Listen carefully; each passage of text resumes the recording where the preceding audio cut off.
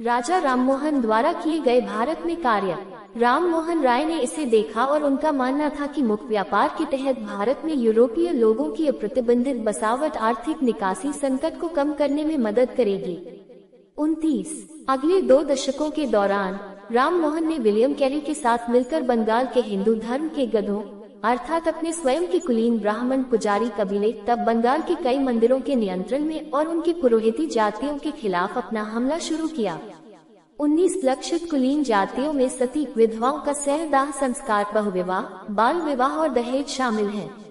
14 1819 से राममोहन की बेटरी तेजी से विलियम कैरी, एक बैप्टिस्ट मिशनरी जो सेरामपुर में बस गया था और सेरामपुर मिशनरियों के खिलाफ हो गई।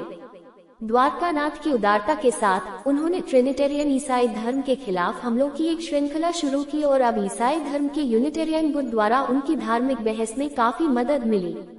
उन्होंने गौड़ीय व्याकरण लिखा जो पहली पूर्ण बांग्ला व्याकरण लिखित पुस्तक थी।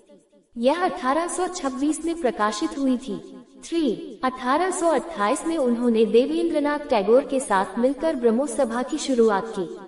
1828 तक वे भारत में एक प्रसिद्ध व्यक्ति बन चुके थे। 1830 में वे मुगल सम्राट अकबर शाह द्वितीय के दूत के रूप में इंग्लैंड गए, जिन्होंने उन्हें राजा विलियम चतुर्थ के दरबार में राजा की उपाधि दी। 15 मध्य ब्रह्मो काल 1820-1830 संपादन करना। ये राममोहन का सबसे विवादास्पद काल था। उनकी प्रकाशित रचनाओं पर टिप्पणी करते हुए शिवनाथ शास्त्री लिखते हैं, 31 1820 और 1830 के बीच का काल साहित्यिक दृष्टि से भी घटनापूर्ण था, जैसा कि उस अवधि के दौरान उनके प्रकाशनों की निम्नलिखित सूची से स्पष्ट होगा। ईसाई जनता से दूसरी अपील, ब्राह्मण पत्रिका, भाग 1, 2 और 3 बंगाली अनुवाद के साथ और 1821 में संवाद कौमुदी नामक एक नया बंगाली समाचार पत्र। 1822 में मिरात-उल अकबर नामक एक फारसी पत्र में प्राचीन महिला अधिकारों पर संक्षिप्त टिप्पणियां नामक एक ग्रंथ और बंगाली में 4 प्रश्नों के उत्तर नामक एक पुस्तक प्रकाशित हुई। ईसाई जनता के लिए तीसरी और अंतिम अपील, प्रेस की स्वतंत्रता के विषय पर इंग्लैंड के राजा को एक स्मारक, ईसाई विवाद से संबंधित रामदास पत्र, ब्राह्मण पत्रिका, संख्या 1, अंग्रेजी शिक्षा के विषय पर लॉर्ड अर्नहर्स्ट को पत्र, विनम्र सुझाव नामक एक ग्रंथ और बंगाली में पथ्य प्रदान या बीमारों के लिए दवा नामक एक पुस्तक, सभी 1823 में। 1824 में भारत में ईसाई धर्म की संभावनाओं और दक्षिणी भारत में अकाल से पीड़ित मूल निवासियों के लिए अपील पर रिवरेंड एच.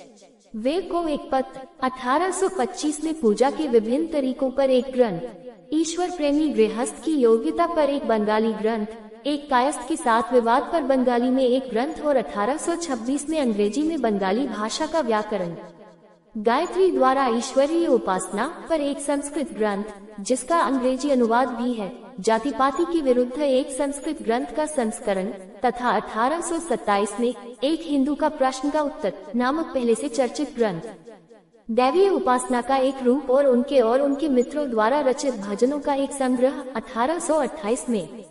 अंग्रेजी और संस्कृत में पवित्र अधिकारियों पर आधारित धार्मिक निर्देश अनुष्ठान नामक एक बंगाली ग्रंथ और 1829 में सती प्रथा के खिलाफ एक याचिका। उन्होंने सार्वजनिक रूप से घोषणा की कि यदि संसद सुधार विधेयक पारित करने में विफल रही तो वे ब्रिटिश साम्राज्य से पलायन कर जाएंगे।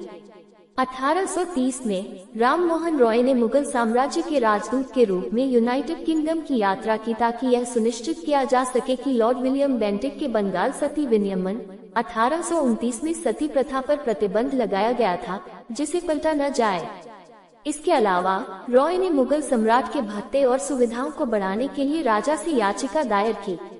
वह मुगल सम्राट के वजीफे में 30,000 पाउंड की वृद्धि करने के लिए ब्रिटिश सरकार को मनाने में सफल रहे। उन्होंने फ्रांस का भी दौरा किया। इंग्लैंड में रहते हुए उन्होंने सांस्कृतिक आदान प्रदान शुरू किया, संसद के सदस्यों से मुलाकात की और भारतीय अर्थशास्त्र और कानून पर किताबें प्रकाशित की। उस समय सोफिया डॉबसन कोलेट उनकी जीवनीकार थी।